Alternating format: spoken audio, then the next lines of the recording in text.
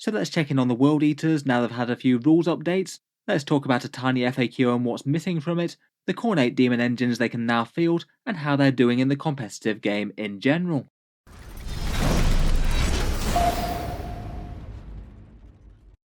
Hello and welcome back to Auspex Tactics, where today we're talking World Eaters once more, with the Sons of Angron now having had their codex released for a few weeks now.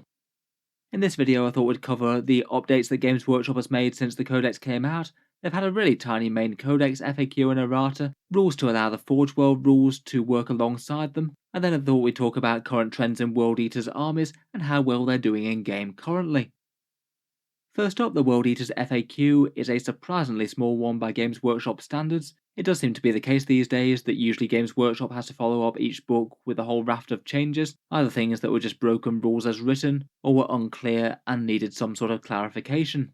The FAQ document for the World Eaters though just literally has this one single FAQ, which I think itself is kind of redundant. I guess maybe it is testament to the World Eaters book being rather a simple one as they go. Other books tend to have massive tables of warlord traits, sub-factions, augmentations for characters, far more stratagems and datasheets, but the World Eaters got a fairly slimmed down book, perhaps as a bit of preparation for what they're going to be doing with codexes in 10th. The single FAQ that they did have just says that they can't replace a named character's warlord trait with one of the generic ones. Not that I would have really expected them to be able to, as that's not how any of the other codexes in Warhammer 40k work. I'm not sure if they just worded it very slightly different in the World Eaters Codex, so you could willfully read it the wrong way. But it did seem pretty cut and dry to me, given that the named characters have their warlord trait literally written on their datasheet now. It seems pretty clear what the intent is. I suppose it might have been helpful for Angron to maybe give him the blood tithe farming one perhaps, but I think it quite clearly wasn't intended to be the case. As with these rules updates that come fairly shortly after the codex, this isn't aimed to be a balance change of any sort. These FAQs are purely to keep the book functional and any horrendously unintended consequences not see the light of day. There are a few balance things that people might have liked to see change. For example, say the World Eater's Hellbrute pays a lot more for its gear than the standard Chaos Space Marine one now, as they missed out on the digital rules updates that came out earlier in the year. Otherwise, one thing that I'd seen discussed a fair bit online previously that I was expecting an FAQ for was a question around Angron's aura. Basically, he's got the ability to choose a command phase aura, and then when he's on the board he can have his aura of no falls back or whatever. Seeing as Angron is a model that's quite likely to spend a fair bit of time off the board, as you shoot him off, then you blood tithe him back on, the question is whether or not he can trigger his command phase aura while he's off the board, and then when he turns up from Deep Strike Reserve, he still gets that aura when he's there. To my understanding, the rules as written version of this is that yes he can.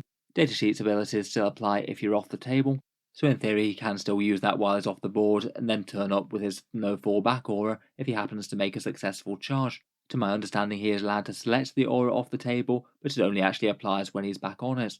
This one isn't super intuitive though, as most of the time you're not selecting rules for things that aren't on the table, and I think an FAQ would have been good. It is kind of surprising that this one passed them by when they decided to answer the warlord trait thing, which feels like a non-question to me. In any case though, no major changes from the Games Workshop update, but the Forge World update has been kind of interesting for World Eaters, as it unlocks a bunch of Khornate Daemon engines and other fancy toys.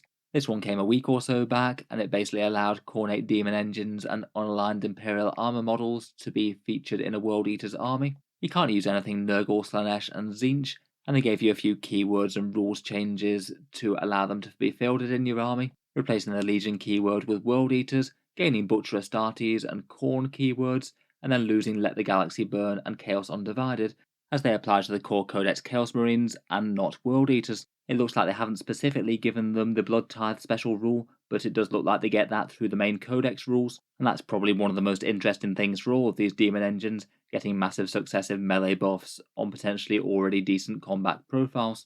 Perhaps some of the interesting ones are the Greater Brass Scorpion, the Terrax and the Dreadclaw, the Blood Slaughterer, and some firepower, and I thought we'd just go through them quickly.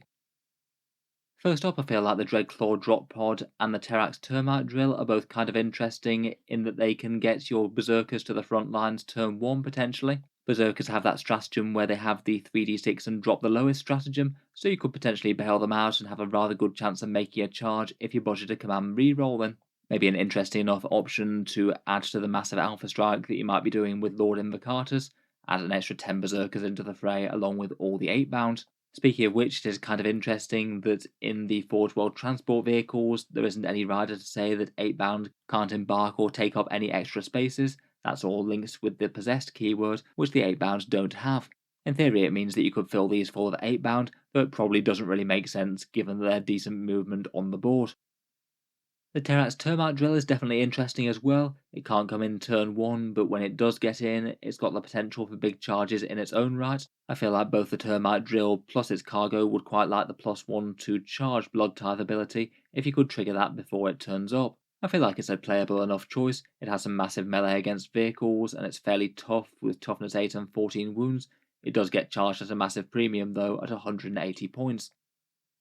I think the Greater Brass Scorpion has some very good comparative stats with the Khorn Lord of Skulls, slightly better speed and melee damage, and pretty equivalent shooting, and it's really quite cheap as well comparatively at only 430 points, so a lot less. It does have quite a big profile and can struggle with terrain, but I feel like if you're comparing this to the Lord of Skulls, the stats probably come out on top. The Decimator is an interesting choice. I feel like the play with this one is usually to take the Soul Burner Petards, 2d3 shots to deal out some mortal wounds in the shooting phase, hopefully could get those Blood Tithe points flowing early. It will be in competition with things like Chaos Knight War Dogs though for a similar sort of shooting role. Finally for Forge World, I think the Blood Slaughterer is perhaps worth being aware of as well. This one's really quite cheap at only 125 points.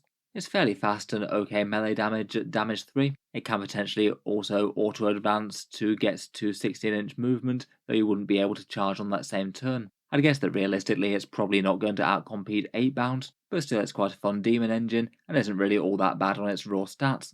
Overall for Forge World units, I feel like perhaps the Dreadclaw Drop Pod and the Great Brass Scorpion might be some of the more interesting picks, potentially with Chaos Contemptor Dreadnoughts as well, for a different take on some core firepower.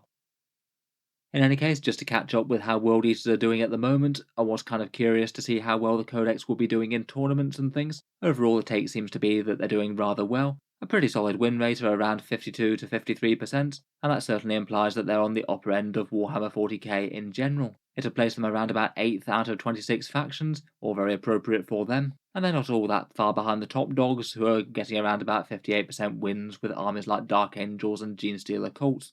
They haven't currently outright won any grand tournaments yet, though I feel like that's going to be inevitable at some stage. They have podiumed at about 6 or 7 events now. Lots of lists doing very, very well, and I'm sure they'll claim some trophies for the Skull Throne sooner rather than later. In terms of what the top lists tend to be running, it looks like overall there tends to be more Lord Invocatus lists rather than Angron, though people certainly still seem to be using both of them competitively. And it's kind of good to see that their people are running the list in different ways, whether or not it's the massive melee, no falls back, and respawning of Angron, or the enormous pre-game move with 8-bound that Lord Invocatus can bring. For battle line damage dealers, it's Berserkers and Rhinos and 8-bound all the way.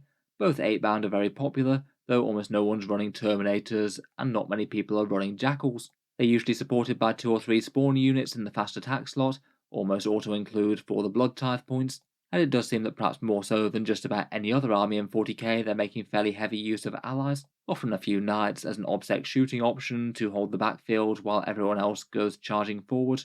A couple of lists are picking up some flesh hands from the Chaos Demon list. Overall seems like a fairly good place for a new codex to land in. It is on the slightly stronger side of the game, but it isn't the new best thing or anything. Glad to see that Games Workshop haven't either overblown it or made it too underpowered. I feel like getting the balance right maybe isn't the easiest thing in the world with a fairly monodimensional army like World Eaters, where it's very much make or break whether you get things into combat and killing stuff. Let me know your thoughts on the World Eaters updates though, the little FAQ, or the Forge World Demon engines, and how they're doing at the moment. Look forward to hearing your insights for the Blood God down in the comments below.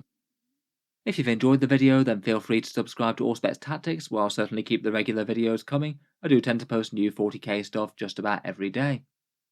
Finally, if you have been enjoying all the videos on the channel, I would just like to mention that Auspex Tactics does have a Patreon page as well, and you can find that linked in the video description below.